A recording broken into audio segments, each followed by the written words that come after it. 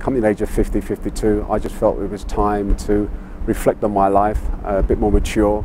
I've done many speaking engagements about being a black footballer back in the 70s, and I thought it was the right time to get my story out there. I was born in French Guiana through the housing projects in London, maturing and coming up to Birmingham and making my debut. So it's a full life story.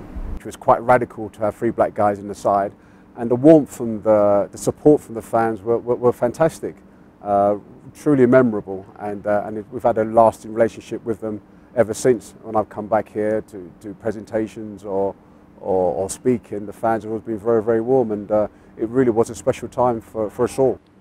What is intriguing about this book and what was appealing as the co-author was this was very much, a personal story within somebody's career, very much lived out in the public eye.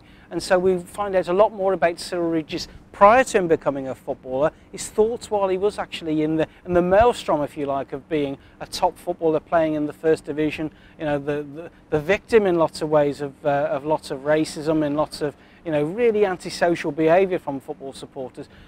Living within a sort of bubble, if you like, as a very, very young man at the time, thrown into this, who progressed from non-league football.